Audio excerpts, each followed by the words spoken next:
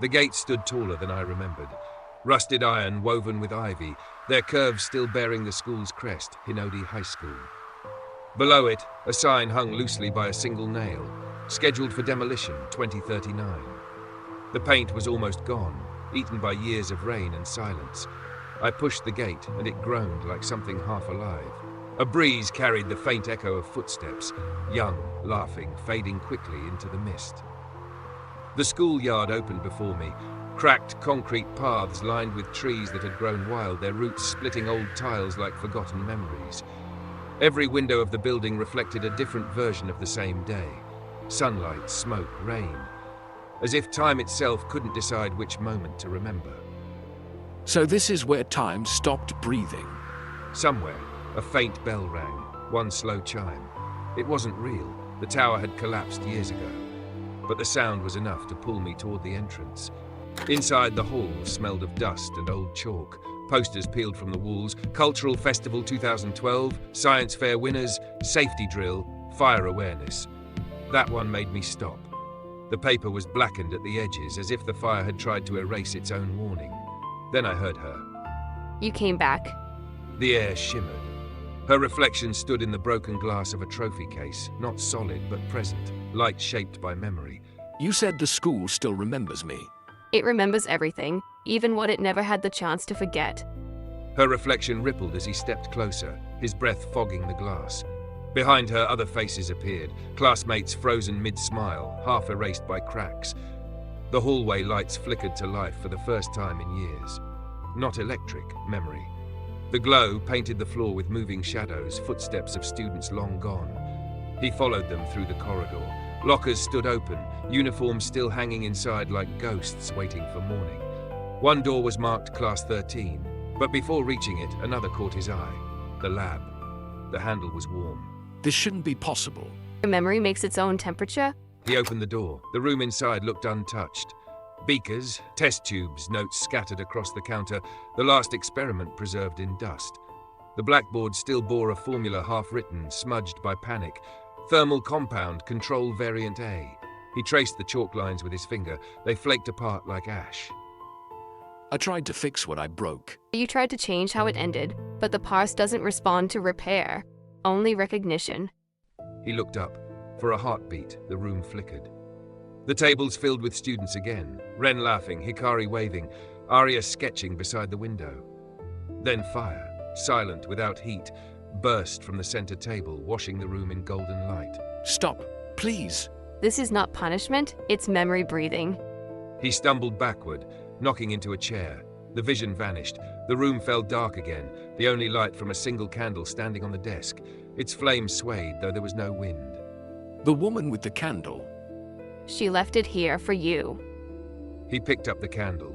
The wax was cold, but the flame didn't die. It burned blue. The moment he touched it, words carved themselves onto the wall, faint, glowing letters. Room 13 waits. The candlelight pulsed, showing footprints of ash leading toward the stairwell. You want me to go back there? You were never meant to leave. The sound of rain began to fall, though the ceiling was whole. Drops passed through light like slow tears. As he walked, the corridors shifted. Posters turned new again, lockers unbroken, windows clear. The school was rewinding itself, rebuilding from inside memory. He reached the second floor landing. There he saw Ren, just for a second, standing at the end of the hall. His figure was translucent, holding a basketball. Still late, huh? Ren? But when he blinked, the hall was empty again. He pressed forward, the candle trembling in his hand. Its flame bent toward the left corridor, the one leading to Class 13. The door was closed, sealed with chains of shadow. A faint humming came from inside, like voices whispering beneath water. I can hear them. They've been talking ever since you left. The moment never ended for them. Then how do I open it? You don't. It opens when you remember why you locked it. He knelt, setting the candle down. The blue light spread, washing over the chains. They shimmered, showing fragments of memory inside each link. Hands grabbing notebooks, laughter, smoke, someone shouting his name. I sealed it myself, to stop the fire from spreading. And by doing so, you trapped everything that could have forgiven you. The locks began to dissolve into dust. The door creaked open an inch, enough to let out a rush of warm air that smelled of rain and ink. Inside, he could see faint outlines, desks, chairs. A clock above the board stopped at 7:14 now. He turned to Arya. She was fading again, more light than shape. If I go in, will I see them?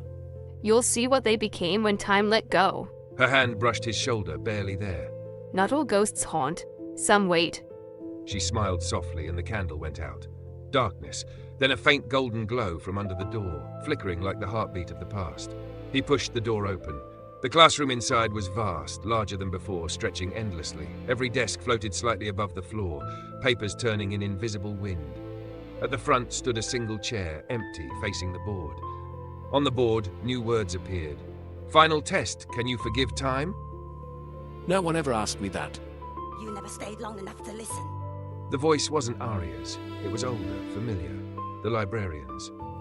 From the corner, her silhouette emerged, holding another candle, this one red. Every student leaves a shadow behind. Yours learned how to walk. Then what is this place? The part of the school that exists between what was taught and what was felt. It's what remembers you. She handed him the red candle. The flame merged with the blue one still faint on the wick. The light turned white. When both flames meet, time forgives its keeper. And if I fail? Then you'll keep returning here until the gates rust into silence.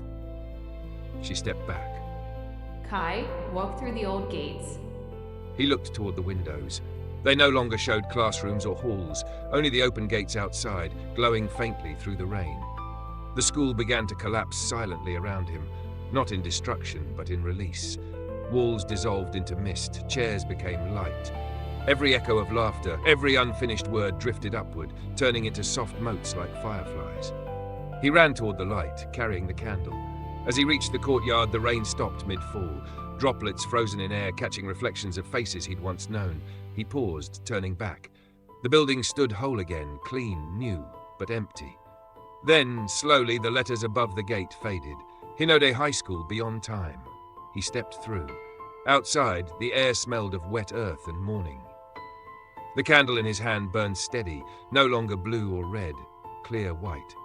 Maybe it's not about fixing time, but walking with it. He placed the candle on the stone beside the gate, watching its light fade into dawn. Then a faint voice drifted on the wind, Arya's laughter distant, weightless. He smiled. See you in the next chapter. He walked away down the empty road as the old gates slowly closed behind him, their hinges whispering like sighs of peace. For the first time, the sound of ticking returned, gentle even. The clock had learned how to move forward. Thank you for watching this episode of EchoMind Archives. If the echoes stayed with you, please like, share, and subscribe to the channel. Join Kai in the next chapter, Secrets of Room 13. Dust hides what lived here. EchoMind Archives.